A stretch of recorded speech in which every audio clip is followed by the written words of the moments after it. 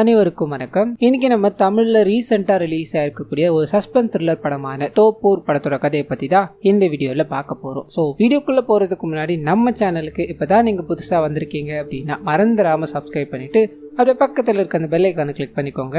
இந்த படத்தோட ஸ்டார்டிங் சீன்லேயே பார்த்தீங்கன்னா நள்ளிரவில் ஒரு பூசாரியை நமக்கு காமிக்கிறாங்க, கையில் தீப்பந்தத்தை ஏந்திக்கிட்டு. அது கூடவே ஒரு 4-5 பேர் பார்த்தீங்கன்னா ஒரு பொட்டியை சுமந்து போய்கிட்டே இருக்க மாதிரி காமிக்கிறாங்க. அவங்க எல்லாருமே ஒரு ஏரி மாதிரி இருக்கும், அந்த இடத்துக்கு போகிறாங்க. கையில் வச்சிருக்க பொட்டியை தூக்கி தண்ணியில் அடிக்கிறாங்க. அப்படியே சீன் கட் ஆகுது. கட் பண்ணி ஒரு ரைட்டரை பார்த்தீங்கன்னா நமக்கு காமிக்கிறாங்க. அவருக்கு ஒரு புத்தகம் கிடைக்குது. அந்த புத்தகங்களில் இருக்க எல்லா விஷயங்களையும் பார்க்குறாரு. ஒரு மாதிரி மிரண்டு போய் நிற்கிறாரு. இந்த சீனை இதோட கட் பண்ணி நம்ம படத்தோட ஹீரோவான விஜய் அப்படின்றவரை காமிக்கிறாங்க. ஒரு சிவில் இன்ஜினியரான அவர் பார்த்தீங்கன்னா ஒரு பர்டிகுலர் கிராமத்துக்கு வேலை செய்யணும் அப்படின்ற மாதிரி புறப்பட்டு போய்கிட்டே இருக்காரு. கட் பண்ண ஒரு மேம்பாலம் மாதிரி இருக்கும், அது விரிசல் விட்டு இருக்கும். அந்த மேம்பாலத்தை மாற்றி அமைக்கணும் அப்படின்ற விஷயங்கள் எல்லாத்தையும் இவர் ஈடுபட்டுக்கிட்டு இருக்காரு. ஆனால் அதுக்கு அவர் கூட இருக்க எல்லாருமே உதவிக்கிட்டு இருக்காங்க அப்படின்ற விஷயங்கள் எல்லாத்தையும் காமிச்சு, ஆனால் அது கூடவே இன்னொரு விஷயத்தையும் பார்த்தீங்கன்னா நமக்கு தெரியப்படுத்துறாங்க. அந்த பிரிட்ஜ் விரிசல் விட்டு இருக்கு அப்படின்ற மாதிரி சொல்லியிருந்தா இல்லையா, அதுக்கு காரணம் என்ன அப்படின்னா கொஞ்சம் தூரம், அதாவது இந்த பிரிட்ஜை தாண்டி கொஞ்சம் தூரத்தில் பார்த்தீங்கன்னா கல்குவாரி ஒன்று இயங்கிட்டு வருது. அதுவும் அரசியல்வாதி ஒருத்தர் துணையோடு இயங்கிட்டு வருது. அதுக்கு அரசு அங்கீகாரம் அப்படின்றது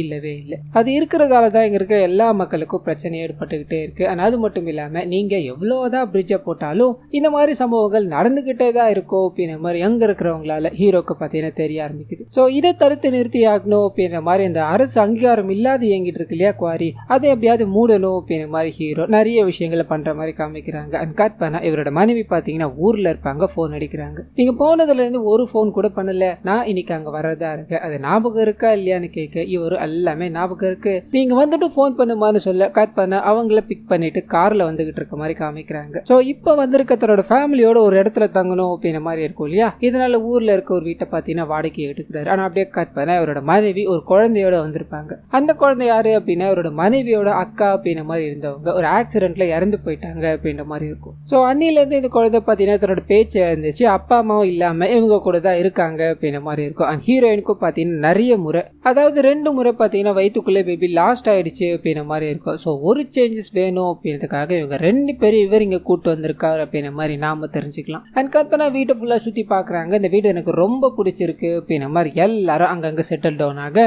இவரோட மனைவியோட நேரத்தை செலவிட ஆரம்பிக்கிறார். ஆனால் அந்த சமயத்தில் தான் பிரிட்ஜை பில்ட் பண்ணணும் அப்படின்ற மாதிரி ட்ரை பண்ணிக்கிட்டே இருக்காங்க இல்லையா, அங்கே தண்ணிக்குள்ளே ஒரு பொட்டி கிடைச்சது அப்படின்ற தகவல் இவங்களுக்கு வந்து சேருது. ஊருக்குள்ள இருக்க எல்லாருமே அது சாத்தானோட பொட்டி அப்படின்ற மாதிரி பேசிக்கிட்டு இருக்காங்க. உடனடியா நீங்க வர முடியுமான்னு இவருக்கு போன் வர வேகமா அந்த இடத்துக்கு போய் பாக்குறாரு. ஒரு பெரிய புதையல் இருக்கிற பெட்டி மாதிரி இருக்கும். ஊர் மக்கள் எல்லாருமே பயந்து அஞ்சு நடுங்கிக்கிட்டே இருக்கும்போது இவர் போறாரு, இதுக்குள்ள என்னதான் இருக்குன்னு பாத்துருவோமே அப்படின்ற மாதிரி ஓபன் பண்ண சொல்ல அங்க இருக்க எல்லாருமே ட்ரை பண்ணிக்கிட்டே இருக்காங்க.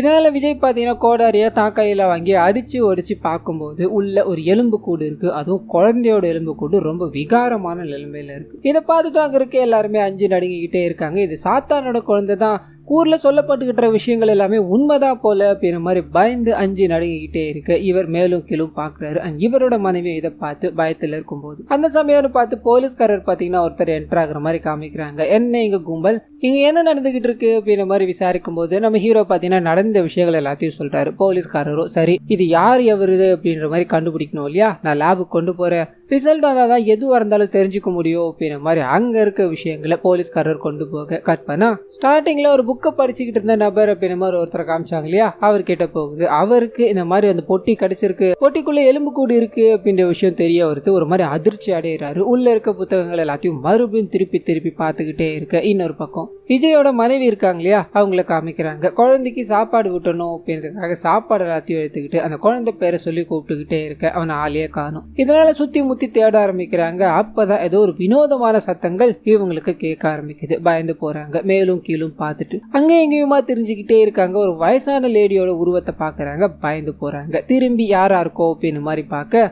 அந்த லேடி காணும். இதனால என்ன பண்றதுன்னு தெரியாம அப்படியே நின்றுகிட்டு இருக்காங்க. கட் பண்ண இவங்களோட கணவர் இருக்கார் இல்லையா, அவர் வீட்டுக்கு வர மாதிரி காமிக்கிறாங்க. இன்னைக்கு நாள் எப்படி போச்சு அப்படின்ற மாதிரி கேஷுவலான விஷயங்கள் எல்லாத்தையும் பேசிக்கிட்டே இருக்கும்போது ஹீரோயின், அதாவது விஜயோட மனைவி காலையில ஒரு லேடியை பார்த்தாங்க இல்லையா, வயசான லேடி, அதே லேடி அங்க வந்து நிக்கிறாங்க. பயந்து போறாங்க. பக்கத்துல இருக்க விஜயும் பயந்துட்டியா, உனக்கு உதவியா இருக்கட்டும் அப்படின்ற மாதிரி தான் வீட்டு வேலை செய்யறதுக்காக இவங்கள நான் வேலைக்கு சேர்த்துருக்கேன், இதை இன்ட்ரோ பண்ணி வைக்கலாம்னு நினைச்சா என்ன இப்படி பயந்துகிட்டு நிக்கிற அப்படின்ற மாதிரிலாம் கேட்க இவங்க அவங்கள பார்த்து ஒரே ஒரு கேள்விதான், காலையில நீங்க இந்த வீட்டு பக்கம் வந்தீங்களான்னு கேட்க அவங்களும் ஆமான்னு தலையாட்டுறாங்க. ஐயா வந்தாரு, நான் பார்க்க வந்தேன், அவர் இல்லைன்னு தெரிஞ்சது ஈவினிங் வந்துக்கலாம் அப்படின்ற மாதிரி கிளம்பிட்டோமான்னு சொல்ல இவங்க கொஞ்சம் ரிலீஃப் ஆகுறாங்க. சரி நீங்க நாளையில இருந்து வேலைக்கு வந்துக்கோங்க அப்படின்ற மாதிரி அனுப்பி வச்சுட்டு எல்லாரும் தூங்குற மாதிரி காமிக்கிறாங்க.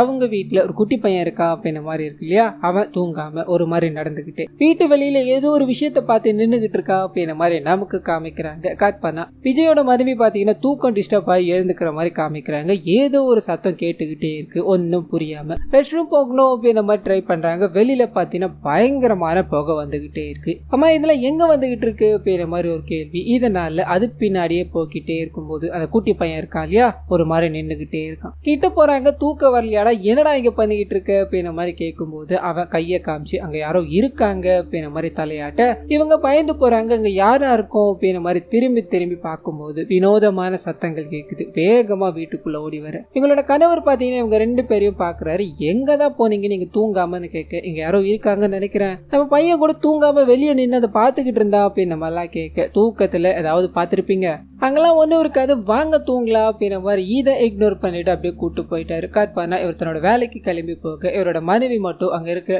பூக்கள் எல்லாத்தையும் பறிச்சுக்கிட்டு இருக்காங்க அப்படின்ற மாதிரி இருக்கும். அப்போ அந்த வயசான பாட்டி இருக்காங்க இல்லையா, இவங்களுக்கு உதவணும் அப்படின்ற மாதிரி வரும்போது ஊருக்குள்ள அந்த விகாரமான குழந்தையோட எலும்பு கூடு கிடைச்சது அப்படின்ற மாதிரி பேசிக்கிட்டு இருக்காங்க இல்லையா, அதெல்லாம் உண்மைதானா, நீங்க இந்த ஊர் தானா அப்படின்ற மாதிரி பாட்டி கிட்ட கேட்க, பாட்டி தலைமுறை தலைமுறையா நாங்க இங்கதான் இருக்கோம், ஆனா அந்த குழந்தை என்னாச்சு அப்படின்ற மாதிரி எக்ஸாக்டா எங்களுக்கு தெரியலமா, பழங்குடி இனத்தை சேர்ந்த ஒரு பெண்ணுக்கு விகாரமான குழந்தை பிறந்தது அப்படின்ற மாதிரி ஊருக்குள்ள எல்லாரும் பேசிக்கிட்டாங்க.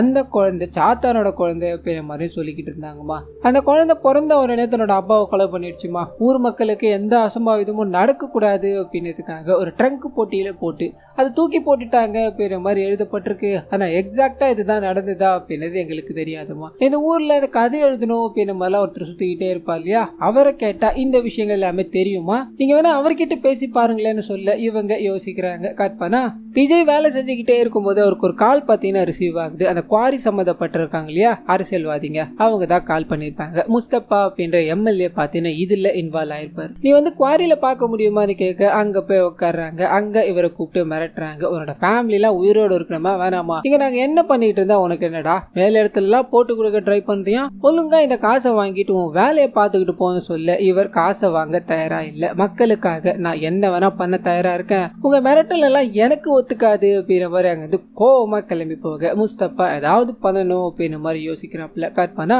விஜயோட மனைவியை பாத்தீங்கன்னா நமக்கு காமிக்கிறாங்க. அவங்க வீட்டுல இருக்க எல்லா வேலைகளையும் பார்த்துக்கிட்டே இருக்கும்போது அவங்களோட குழந்தை இருக்கான் இல்லையா அவன் காணாம போயிட்டான். இதனால அவனை தேடி அலைஞ்சுக்கிட்டே இருக்கும்போது அலமாரியில யாரோ ஓடுற சத்தம் மாதிரி கேட்டுக்கிட்டே இருக்கு. இவங்க பின்னாடி அதை தொடர்ந்து ஃபாலோ பண்ணிக்கிட்டு போய்கிட்டே இருக்கு. ஒரு பெட்டி மாதிரி இருக்கும், அதை ஆடிக்கிட்டே இருக்கு. நீ இங்கதான் இருக்கியா, என்ன கண்டுபிடிக்க முடியாதுன்னு நினைச்சியாடா அப்படின்ற மாதிரி அந்த பொட்டி எடுக்கலான்னு போக ஏதோ ஒரு விஷயத்த பாக்குறாங்க. போத்துன்னு மயக்கம் போட்டு விழுறாங்க. கட் பண்ணா நம்ம ஹீரோ வேலை எல்லாத்தையும் முடிச்சுட்டு வீட்டுக்கு போக தன்னோட மனைவியை காணோம் அப்படின்ற மாதிரி புரிஞ்சுக்கிறாரு. சுத்தி முத்தி பார்த்துக்கிட்டே இருக்கும்போது அவங்க ஒரு இடத்துல மயங்கி கிடக்குறாங்க அப்படின்ற விஷயம் தெரியுது. வேகமா அவங்கள தூக்கிட்டு வந்து ஒரு இடத்துல உட்கார வச்சு தண்ணீர் எல்லாத்தையும் கொடுத்து என்ன ஆச்சு அப்படின்னு மல்லா கேட்க, என்ன வீட்டுல யாரும் இருக்காங்க, எனக்கு ரொம்ப பயமா இருக்கு, அந்த குழந்தைய வேற காணோம் அப்படின்ற மாதிரி புலம்பிக்கிட்டே இருக்க. குழந்தை பாத்தீங்கன்னா அந்த வயசான பாட்டி இருக்காங்க இல்லையா அவங்களோட வீட்டுக்கு போயிருந்தா இப்பதான் வந்தா அப்படின்ற மாதிரி இருக்கும். இதனால இவங்க என்ன பண்றதுன்னு தெரியாம தலையில கை வச்சுட்டு உட்காடுறாங்க. அப்ப கையை பார்க்கும்போது கையில ஏதோ காயம் ஏற்பட்டிருக்கு. இதனால வேகமா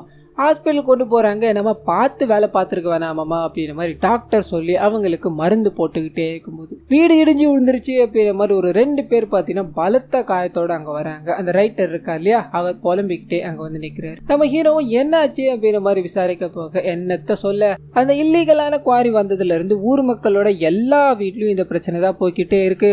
ஒரு நாளும் ஒரு செவுறு இடிஞ்சு விழுந்து ஒருத்தரா பலியாகிக்கிட்டே இருக்காங்க. இதுக்கெல்லாம் முற்றுப்புள்ளி யார் தான் வைக்க போறாங்களோ அப்படின்ற மாதிரி புலம்பி இருக்க இவர் என்ன பண்றதுன்னு தெரியாம யோசிக்கிறார். இதுக்கு மேலயும் இது சும்மா விடக்கூடாது, இது ஹையர் அத்தாரிட்டிஸ் கிட்ட கொண்டு போகணும் அப்படின்ற மாதிரி அதுக்குண்டான ஸ்டெப்ஸ் எல்லாத்தையும் வேகமா எடுத்துக்கிட்டே இருக்க முஸ்தபா எம்எல்ஏ இருக்கார் இல்லையா அவருக்கு பாத்தீங்கன்னா இந்த விஷயம் போய் சேருது. செம்ம கடுப்பாக்குறாரு. இன்னொரு பக்கம் ஹீரோவும் இந்த வேலைகள் எல்லாத்தையும் பார்க்கணும் அப்படின்ற மாதிரி வெளியூர் கிளம்பி போயிட்டு தன்னோட வீட்டுக்கு எல்லாத்தையும் முடிச்சுட்டு வர மாதிரி காமிக்கிறாங்க. இவரோட மனைவி அந்த வயசான பாட்டி இருக்காங்க இல்லையா அடிப்பட்ட நிலைமையில உட்காந்துக்கிட்டு இருக்காங்க. வேகமா போய் அவங்க எல்லார்கிட்டும் என்ன ஆச்சுன்னு கேட்க அவங்க பயந்துகிட்டு என்ன நடந்தது அப்படின்றத சொல்ல ஆரம்பிக்கிறாங்க. நம்ம ஹீரோ இருக்கா இல்லையா அவர் வெளியூர் போன நேரமா பார்த்து முஸ்தபா வேகமா வராரு. வயிற்றுல இப்போ 3ஆவதா உன்னோட குழந்தைய வச்சிருக்க இல்லையா, அந்த குழந்தை பிறக்கணுமா வேணாமா, ஒழுங்கு மருந்தியா உன் புருஷனை இது எல்லாத்தையும் நிப்பாட்ட சொல்லு, அப்படி இல்லைன்னு வையா கருவிலே உன்னோட குழந்தைய அழிச்சிரும், உன்னையே அழிச்சிருவ அப்படின்ற மாதிரி மிரட்டிட்டு போயிருப்பாப்ல. இந்த விஷயத்த கேட்டது நம்ம ஹீரோவால ஏத்துக்கவே முடியல.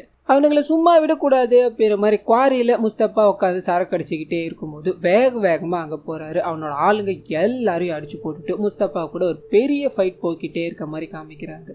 அண்ட் இதோட முடிவில் முஸ்தபா பயன்படுத்திக்கிட்டு இருந்த ஒரு கத்தியை பார்த்தீங்கன்னா பார்க்குறாரு. வேகமாக எடுத்துகிட்டு வந்து நீ உயிரோடு இருக்க வரைக்கும் எனக்கு பிரச்சனை தான், இதுக்கு ஒரே வழிதான் இருக்கு அப்படின்ற மாதிரி கத்தியை வேகமாக குத்துறான்னு போக இந்த சீன் இதோட கட் ஆகுது. கட் பண்ணி ஒரு அரை மணி நேரம் கழிச்சு அதே இடத்துல காமிக்கிறாங்க. முஸ்தபா பார்த்தீங்கன்னா இறந்து போய் கிடக்குறாரு. போலீஸ்காரங்களுக்கு இந்த விஷயம் தெரிய ஆரம்பிக்குது. வேகமாக போய் அங்கே விசாரிக்கும் போது ஹீரோ தான் இங்கே வந்து சண்டை போட்டு போயிருக்காரு. அண்ட் முஸ்தபா விஜயோட ஃபேமிலி போய் மிரட்டி இருக்காரு அப்படின்ற விஷயம். ஸோ போலீஸ்காரங்களுக்கு ஆப்வியஸா ஹீரோ மேலதான் சந்தேகம் வரும் இல்லையா, இதனால அவரை போய் பார்த்து போலீஸ் ஸ்டேஷன் வர முடியுமா அப்படின்ற மாதிரி கூட்டு போயிட்டாங்க. போலீஸ் ஸ்டேஷன் கூட்டு போறதும் நீ தானடா இந்த கொலையை பண்ணன்னு கேட்க மனுஷன் ஒத்துக்கிறதாவே தெரியல. ஐயா நான் எதுவும் பண்ணல, எனக்கும் இந்த கொலைக்கும் எந்த சம்பந்தமும் இல்லை அப்படின்னு நம்மளாம் சொல்ல போலீஸ்காரங்க கேட்கறதா தெரியல, செல்ல அடிச்சிடுறாங்க. ஆனா அதே சமயத்துல ஹீரோவோட டிரைவருக்கு பார்த்தீங்கன்னா இந்த விஷயம் தெரிய ஆரம்பிக்குது. அந்த மனுஷனும் வந்து இவர் இந்த கொலையை பண்ணல, எதுக்காக உள்ள வச்சிருக்கீங்க அப்படின்னு நம்ம எல்லாம் கேட்க அவன் தான் பண்ணான், அவன் தான் சண்டை போட்டு போயிருக்கா அப்படின்ற மாதிரி எல்லாரும் சாட்சி சொல்லிட்டாங்க. இதுக்கு மேல நீ என்ன எதிர்பார்க்குற அப்படின்ற மாதிரி சொல்ல என்ன பண்றதுன்னு தெரியாம விஜய் மூலிச்சுக்கிட்டே இருக்காரு. ஆனா அந்த சமயத்துல தான் அந்த ரைட்டர் இருக்கா இல்லையா, அவர் வேகமா ஒரு வீடியோவோட வராரு. இந்த கொலையை இவர் பண்ணல, இந்த கொலையை யாரு பண்ணான்னு எனக்கு தெரியும் அப்படின்ற மாதிரி அந்த வீடியோவை காமிக்க அதை பார்த்துதோ அங்க இருக்கிற விஜய் பாத்தீங்கன்னா பயங்கர ஷாக் ஆயிட்டாரு. காரணம் என்ன அப்படின்னா அந்த கொலையை பண்ணது இவரோட மனைவியா தான் இருக்கும். அந்த வீடியோல அவரோட மனைவி பாத்தீங்கன்னா ஒரு விதமான சேலைகள் எல்லாத்தையும் உடுத்திக்கிட்டு கௌசல்யாவோட குழந்தைய நீ கொலை பண்ண பாக்குறியா, உன்னை என்ன பண்ற பாருடா அப்படின்ற மாதிரி கொலையை பண்ணிருப்பாங்க. அண்ட் இந்த விஷயத்த அந்த ரைட்டர் பாத்தீங்கன்னா வீடியோ எடுத்து இங்க கொண்டு வந்துட்டார் அப்படின்ற மாதிரி இருக்கும். ஸோ விஜயோட மனைவி தான் கொலை பண்ணாங்களா அப்படின்ற மாதிரி கேட்க இந்த மனுஷன் இதுக்கும் இல்லைன்னு தலையாட்டிட்டு இது எல்லாத்தையும் புரிய வைக்கணும் அப்படின்னா நீங்க என் பின்னாடி வந்தாங்களோ அப்படின்ற மாதிரி வீட்டுக்கு போய் ஒரு புத்தகத்தை அவர் படிச்சுக்கிட்டே இருப்பா இல்லையா, அந்த புத்தகத்தை காமிச்சு இது எல்லாமே ஆரம்பிச்சது அந்த தண்ணியில கிடைச்ச பொட்டியை ஓபன் பண்ணதுல இருந்து தான் அப்படின்ற மாதிரி ஒரு சின்ன பிளாஷ்பேக் உள்ள பாத்தீங்கன்னா கொண்டு போக ஆரம்பிக்கிறார். பழங்குடி இனத்தை சேர்ந்த ஒரு தலைவரை பாத்தீங்கன்னா காமிக்கிறாங்க. அவருக்கும் அவரோட மனைவிக்கும் கல்யாணமாகி 8 வருஷம் ஆயிருக்கும், குழந்தை இல்லை அப்படின்ற ஒரு பிரச்சனை. ஆனா அதே சமயத்துல இந்த தலைவரோட தம்பி அப்படின்ற மாதிரி ஒருத்தருப்பான் இல்லையா, அவனுக்கு கல்யாணமாகி ஒரு ஆண் குழந்தை இருக்கும். ஸோ இங்க குழந்தை பிறகுல அங்க ஆண் குழந்தை பிறந்திருக்கு, எல்லா சொத்துமே நம்மளோட குழந்தைக்கு தான் வரப்போகுது அப்படின்ற மாதிரி அவரோட குழந்தைய சந்தோஷமா வளர்த்துக்கிட்டே இருக்கு. இன்னொரு பக்கம் இந்த மனுஷன் எல்லா விஷயங்களையும் பண்ணி பாக்குறாரு, குழந்தை பிறக்கணும் அப்படின்ற மாதிரி எல்லா கடவுளையும் வணங்கி பாக்குறாரு. அந்த சமயத்துல தான் இவரோட மனைவி பிரெக்னெண்டா இருக்காங்க அப்படின்னு ஒரு சந்தோஷமான செய்தி கிடைக்குது. ஊருக்கே சாப்பாடு போட்டு எனக்கு ஒரு வாரிசு வரப்போகுது அப்படின்ற மாதிரி சந்தோஷமா இதை கொண்டாடிக்கிட்டே இருக்கும்போது இவரோட தம்பிக்கு பார்த்தீங்கன்னா பயங்கரமான கடுப்பு. பிறக்க போறது ஆண் குழந்தையா இருந்தது அப்படின்னா மொத்தமும் நம்மளை விட்டு போயிடும், இதுக்கு ஏதாவது பண்ணி ஆகணுமே அப்படின்ற மாதிரி ஒரு சாமியாரை போய் பார்க்குறாரு. அவர் உதவியோட டெய்லி பார்த்தீங்கன்னா அந்த கர்ப்பிணி பெண்ணுக்கு குடிக்கிற பால்ல இருந்து சாப்பிட்ற சாப்பாடு வரைக்கும் ஒரு விஷம் வேற பார்த்தீங்கன்னா கலந்து விட்டுட்டுறாங்க. அதனால உள்ள வயிற்றுக்குள்ள இருக்க குழந்தைக்கு பெரிய பிரச்சனைகள் ஏற்படும் அப்படின்ற மாதிரி இருக்கும். நாட்கள் போக ஆரம்பிக்குது. அந்த பெண் பார்த்தீங்கன்னா பிரசவ வலியால துடிக்கிறாங்க. அவங்களுக்கு வீட்டிலேயே வச்சு வைத்தியம் பார்க்க முடியாத சூழல் ஏற்படுது. இதனால வேகமா ஹாஸ்பிட்டல் கொண்டு போகணும் அப்படின்ற மாதிரி ட்ரை பண்ண அந்த தலைவரோட தம்பி இருக்கா இல்லையா, இதை தடுக்கணும் அப்படின்ற மாதிரி முயற்சி பண்றாரு. தன்னோட அண்ணன் கூட பார்க்காம அந்த வண்டியை வழி மறிச்சு தன்னோட அண்ணன் கூட சண்டையை போட்டு துடிக்க அவர் அந்த இடத்துல கொலை பண்றாரு. ஆனா அதே சமயத்துல பிரசவ வலியால துடிச்சுக்கிட்டே இருந்த அந்த லேடிக்கு பாத்தீங்கன்னா குழந்தை பிறக்குது. குழந்தைய எடுத்து பார்க்கும்போது ரொம்ப விகாரமான தோற்றத்துல பாத்தீங்கன்னா இருக்குது. காரணம் என்ன அப்படின்னா இவங்க கொடுத்த அந்த விஷ வேறு இருக்கு இல்லையா, அதுதான்.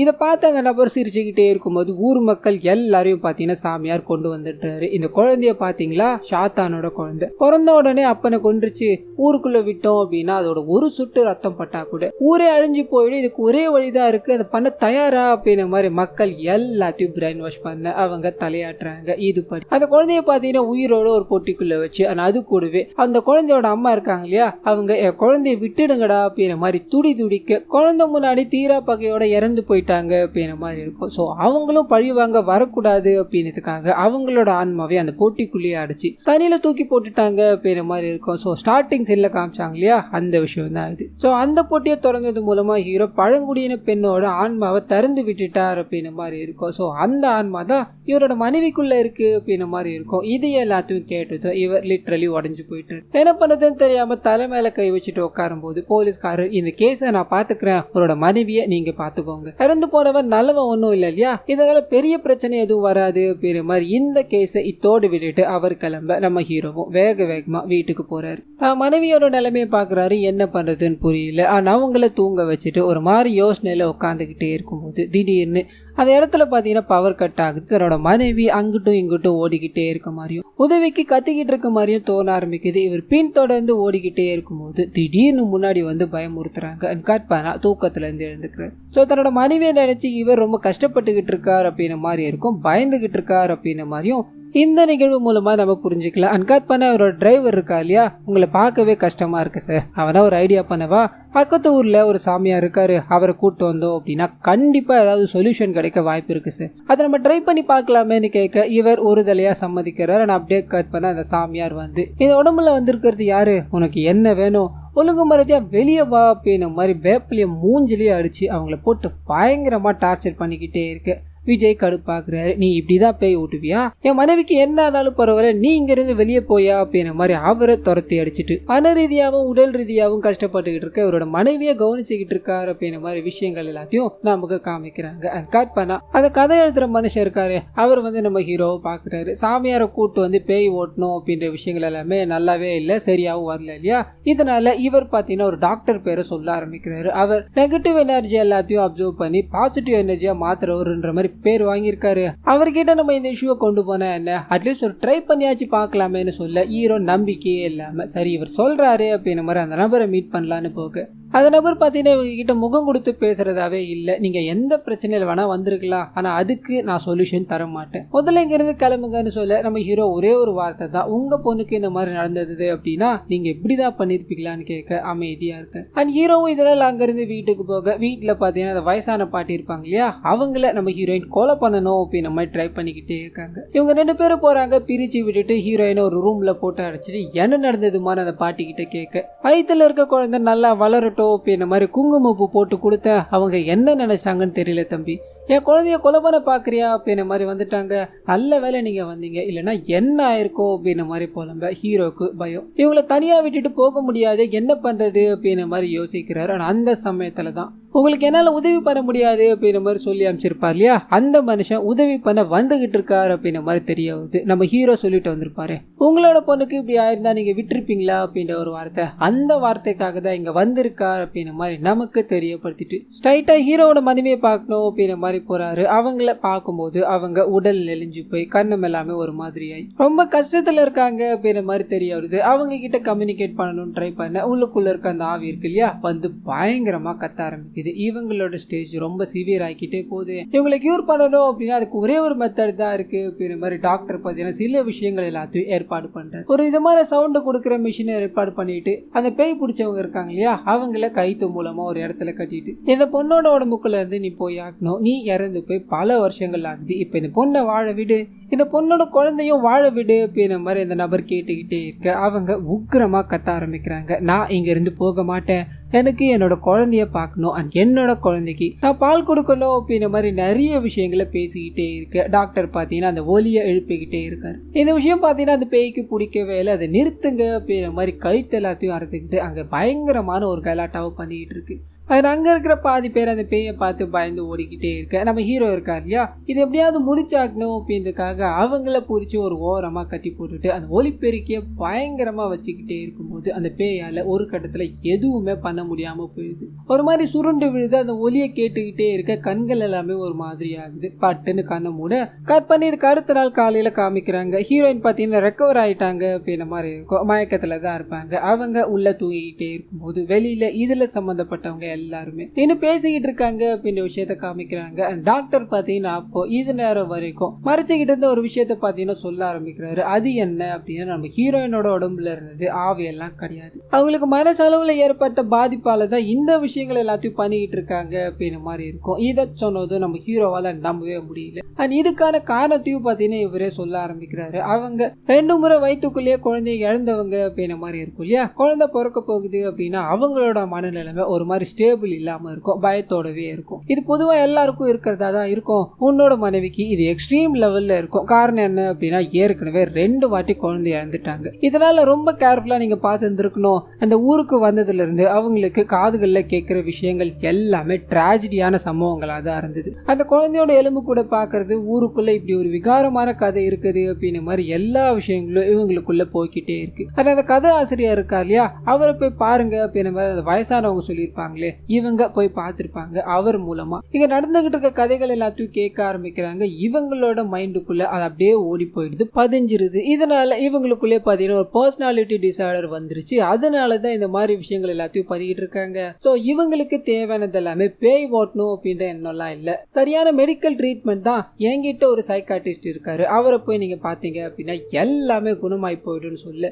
நம்ம ஹீரோக்கு ஒரு மாதிரி தலை சுத்தி போன மாதிரி நிக்குது. தன்னோட மனைவியை காப்பாற்றணும் அப்படின்னா அது எந்த எல்லைக்கு போவேன் அப்படின்ற மாதிரி இதுக்கு அடுத்த நாள் இந்த வேலைகள் எல்லாத்தையும் விட்டுட்டு தன்னோட மனைவியை கூப்பிட்டுக்கிட்டு ஊருக்கு போகணும் அப்படின்ற மாதிரி கிளம்புறாப்புல. அங்க இருக்கவங்க எல்லாருமே கண்டிப்பா அவங்களோட மனைவிக்கு எதுவும் ஆகாது சார், அவங்க பூரண குணம் அடைஞ்சிருவாங்க, அந்த நம்பிக்கை எங்களுக்கு இருக்கு அப்படின்ற மாதிரி சந்தோஷமா வழி அனுப்பி வைக்க இவர் கார்ல போய்கிட்டே இருக்காரு. இதோடவே பாத்தீங்கன்னா இந்த படத்தையும் நமக்கு முடிக்கிறாங்க. கண்டிப்பா இந்த படமும் என்னோட வாய்ஸ் ஓவர் உங்களுக்கு பிடிச்சிருக்கும் அப்படின்ற மாதிரி நம்புறேன். இந்த வீடியோல ஏதாவது குறைகள் இருந்தது அப்படின்னா அதை மறந்துடாம கமெண்ட்ஸ்ல பதிவிடுங்க.